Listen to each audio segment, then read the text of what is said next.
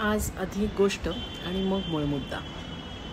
गोष्ट अशी आहे की माझ्या घराच्या बॅल्कनीमध्ये दर या एका पर्टिक्युलर सीझनमध्ये हे त्या मुनिया ज्या आहेत त्या घरटं करतात. या जेव्हा घरटं करतात तेव्हा त्यांनी एका माझ्या ग्रिलच्या जवळ त्यांनी त्यांचं घरटं केलं. आता माझ्या बॅल्कनीला नेट आहे, सो मोठे पक्षी आत येऊ शकत नाहीत.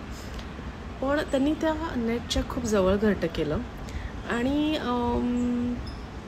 कावळा जो आहे तो बाहेरून का विना त्या घरट्याला त्रास द्यायचा किंवा नुकसान करायचा प्रयत्न करतो. तर मला असं झालं की यांना एवढं कळत का नाही आहे की इतक्या जवळ कशाला घरट्याच्या नेटच्या एवढ्या जवळ कशाला बांधायचं घरटं. तर कावळा येणार, काहीतरी त्रास होणार, काहीतरी त्यांची पिल्लांना त्रास होणार किंवा काय, असं मी आपली विचार करते. कितीही प्रयत्न केला तरी माझ्या डोक्यातून ती गोष्ट काही जाईना. त्याचा मला स्ट्रेस व्हायला लागला. मग मलाच असा विचार आला की मी त्या मुनियांशी बोलू शकत नाही, मला काही पक्ष्यांची भाषा येत नाही, मी त्या कावळ्याला सांगू शकत नाही ना, मी त्याच्यावरती सतत नजर ठेवू शकते. तो हा प्रश्न किंवा या प्रॉब्लेमचा विचार मी करून ॲक्च्युली काहीच उपयोग होणार नाही, कारण की मी ते घरटं तिकडनं हलवू शकत नाही. मी काहीच करू शकत नाही चिंता करण्याच्या पलीकडे. आणि चिंता ही एक व्यर्थ इमोशन आहे, आपल्याला सगळ्यांना माहिती आहे. नुसती चिंता करून काहीच होत नाही जर का तुम्ही ॲक्शन घेऊ शकणार नसाल तर.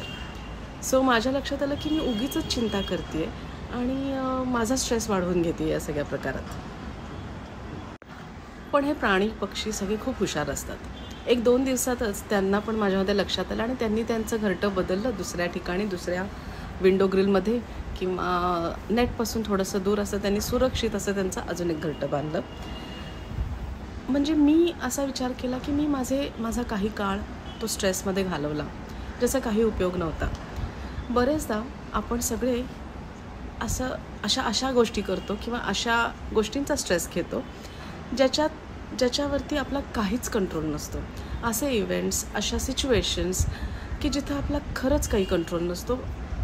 चिंता करण्याच्या पलीकडं, स्ट्रेस घेण्याच्या पलीकडं त्यातून काहीच निष्पन्न होत नाही. सो आपण स्ट्रेस घेऊन जर का किंवा आपण चिंता करून जर का ॲक्च्युअल गोष्टीमध्ये बदल घडणार नसेल तर ती चिंता करणं बंद केलं पाहिजे. अर्थात हे करत असताना थोडंसं आपलं स्वतःचं डोकं वापरणं किंवा तारतम्य बाळगणं खूप इम्पॉर्टंट आहे. समोर इश्यू दिसतोय, समोर प्रॉब्लेम दिसतोय, तुम्ही मदत करू शकता अशा कपॅसिटीमध्ये आहात तर जरूर मदत करा. माझं असं अजिबात म्हणणं नाही आहे की मदत करायची नाही स्वतःहून. माझं एवढंच म्हणणं आहे की काही गोष्टी they are best solved by those people. काही प्रश्न त्या लोकांनी आपापले सोडवले तर ते कायमचे सुटतात किंवा ते चांगल्या प्रकारे जास्त सुटतात. थर्ड पर्सन और third party unless that's your job, तर शक्यतो त्याच्यात पडू नये. कोणीतरी विचारतं, कधी आपले फ्रेंड्स असतात किंवा कधी आपले नातेवाईक असतात किंवा अगदी आपली आई असते किंवा आणखीन कोणी असतं, त्यांना गरज असते आणि ते बोलतात आपल्याशी, आपल्याला प्रश्न कळतो, आपण उत्तर देऊ शकतो. अशा वेळेला द्यायला अजिबात हरकत नाही आहे. पण आहारी जाऊ नका. Not my monkey, not my circus म्हणत असतानाच we cannot really ignore the importance of kindness. So be kind but not इंटरफिअरिंग.